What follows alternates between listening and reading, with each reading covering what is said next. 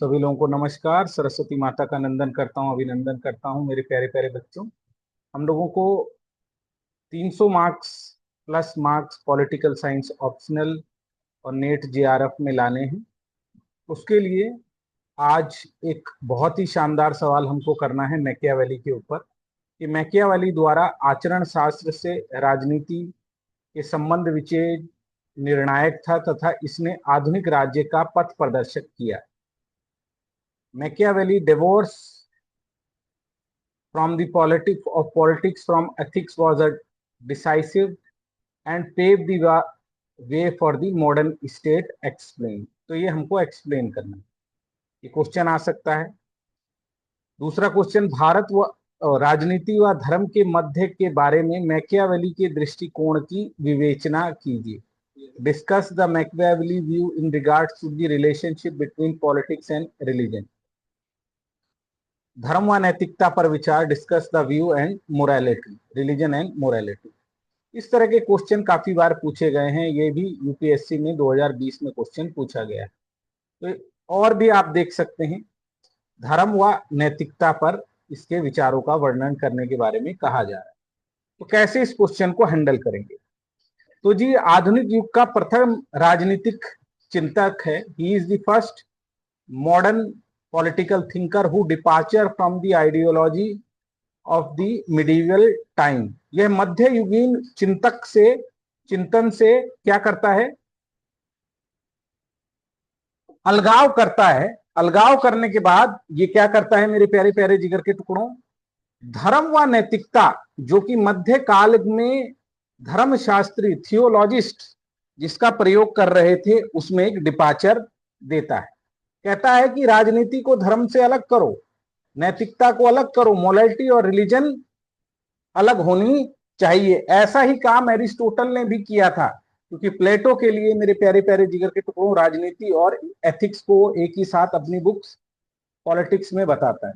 Aristotle also discussed the politics and ethics separately, but considered both the constructive element from the social science. Similarly, Plato considered politics and ethics to be the same thing.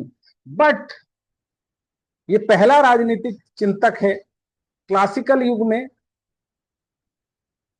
परंपरागत युग में ethics को धुरी माना जाता था। फिर जब आपका मिडेवल एज आया, मध्यकाल आया, तो ये पूरी तरह से धर्म और नैतिकता पर आधारित था। It was based on religion and ethics. It was based on religion and ethics. But जहां से रेनेसा पुनर्जागरण की शुरुआत होती है मेरे जिगर के टुकड़ों, पुनर्जागरण की शुरुआत होती है जहां आदमी फिर से जागा और आधुनिक काल आया, the modern time took place, वहां पर मैकियावेली रेनेसा के साथ साथ आ रहा है। और ये जो पूरी पॉलिटिकल थिंकिंग है, इससे ये डिपार्चर लेगा। मॉडर्न टाइम में ये पूरी की तरह से डिपार्चर लेगा। तो राजनीति व धर्म की नैतिकता से पृथकता ही पहला मॉडर्न फिलोसफर है जो सेपरेट करता है पॉलिटिक्स को फ्रॉम मोरालिटी। मैकियावेली कैसे अलग करता है? सबसे पहले धर्म की निंदा करता है, ईसाई धर्म की निंदा करता है। क्रिश्चियनिटी को डिनाउंस करते हुए ये कहता है कि धर्म ऊपर नहीं है, धर्म बात करता है परलोक की और आदमी के चरित्र को कमजोर बनाता है। तो it create a weak human being, he condemned because it's talk about transcendental world. और उसने कहा कि ये जो मिडिवल आइडियाज हैं, मिडिवल राइटिंग्स हैं, पॉलिटिकल थिंकिंग है, उसमें जितनी भी चीजें हो रही थी, चाहे पोप या धर्म तंत्र की सुप्रीमेसी ऑफ चर्च, या फिर सामंतों की सुप्रीमेसी, या फिर धर्म के नाम पर राज्य की व्याख्या, political science was based on religion, उसकी वो आलोचना करता है। क्योंकि वो देखता है कि उसकी इटली को एक करने के लिए मेरे प्यारे प्यारे जिगर के टुकड़ों, इटली को एक करने के लिए क्या है मेरे बच्चों?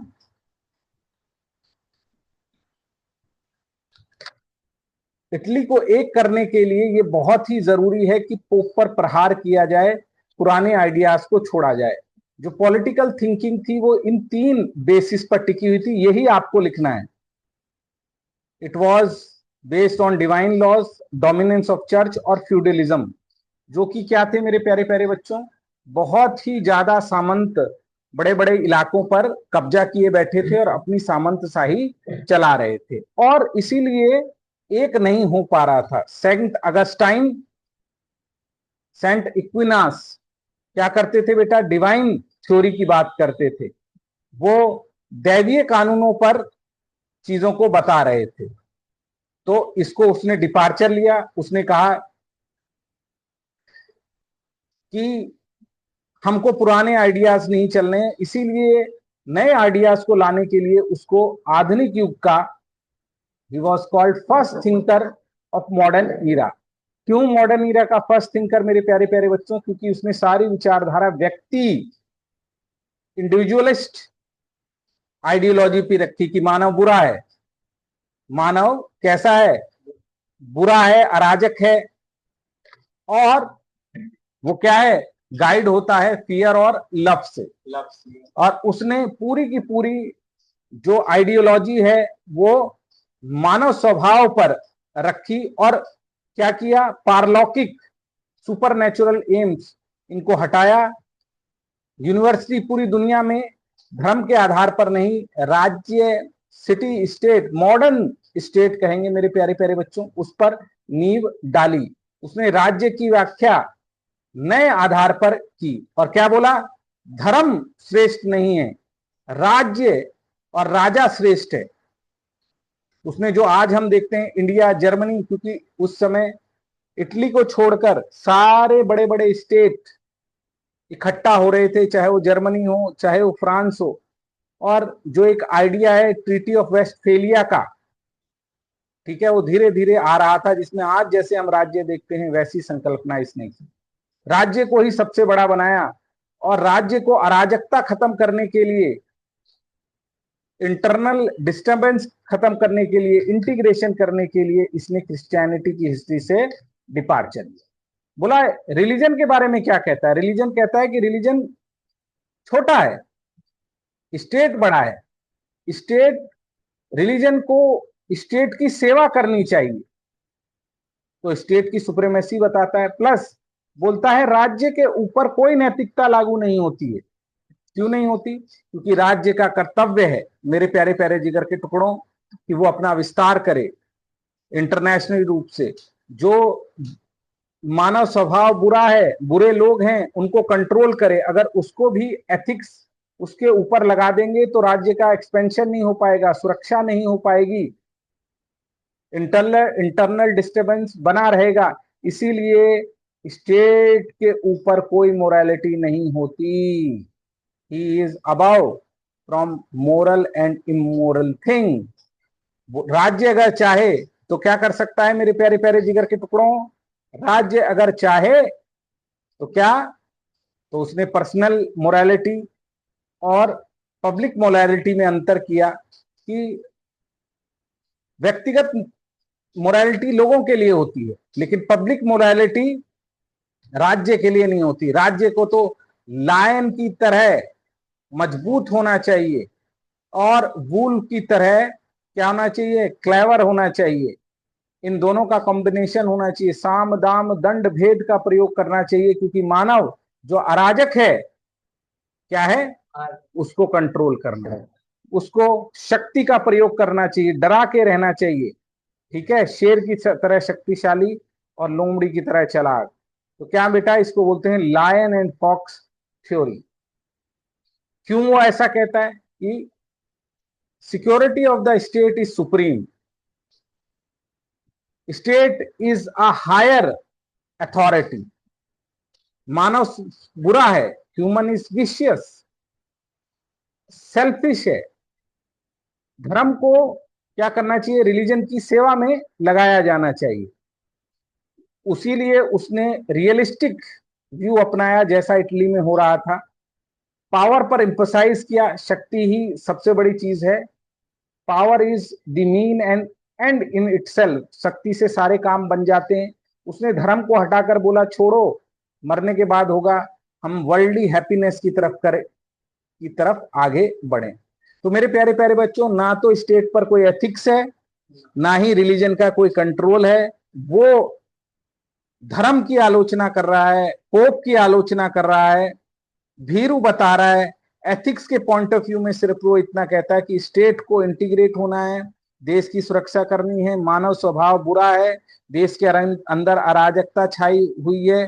अगर राज्य को अपने आप को बचाना है, लोगों का कल्याण करना है, लोगों की प्रॉपर्टी को बचाना है, लोगों की लाइफ को बचाना है, तो एक मजबूत होना चाहिए। बस असलियत में ना तो वो धर्म विरोधी था, ना ही वो अनैतिक था।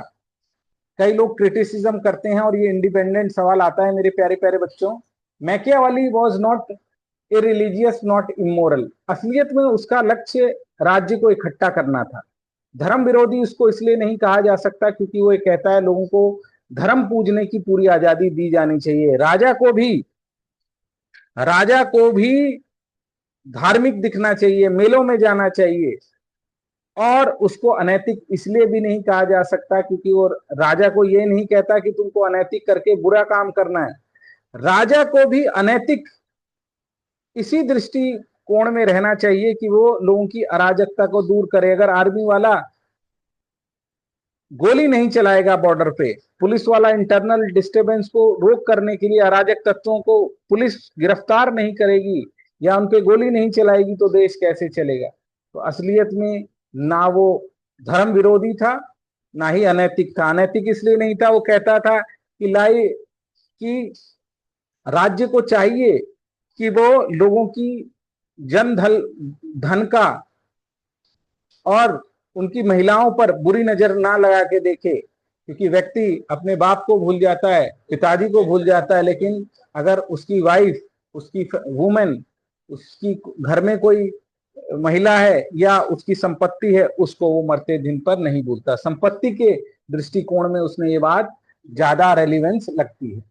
खैर, यथार्थवादी दृष्टिकोण है, क्रिटिसिज्म इसके वैसे हैं, पर बहुत सारे क्रिटिसिज्म उसके किए जा सकते हैं। जब वो ये कहता है मेरे प्यारे प्यारे बच्चों, वो शक्ति पर बहुत ज्यादा बल देता है, अनैतिक होने की बात करता है, एंड और मीन, जबकि गांधी जी कहते नहीं धर्म अच्छी चीज होती है। बहुत सारे उसने कहा धर्म को उसने गलत रूप में लिया है। राज्य को अनैतिक बना दोगे तो आप हिटलर बना रहे हो, ठीक है, हिटलर शाही बना रहे हो, ऐसा कहा जाता है। वो लोगों पे कम और राज्य का ज्यादा समर्थन करा। He was not focusing on people, rather he is focusing on the state services.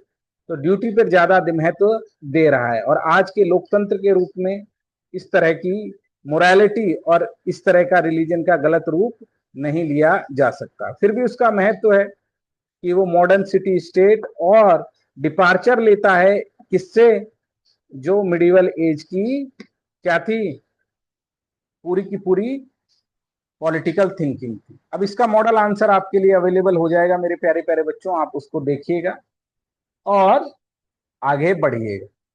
तो इसके यूट्यूब पर प्लेलिस्ट बनी हुई है, इसको आप देखिए। रजनीश आईएएस एकेडमी के टेलीग्राम चैनल पर इसके मॉडल आंसर आपको मिल जाएंगे। इस नंबर पर आप प्लीज संपर्क कीजिएगा। ऐप हमारा इसी नंबर नाम से है, इसको देखिएगा। तो थैंक यू वेरी मच मेरे प्यारे प्यारे बच्चों, आपसे मुलाकात होगी। बाय।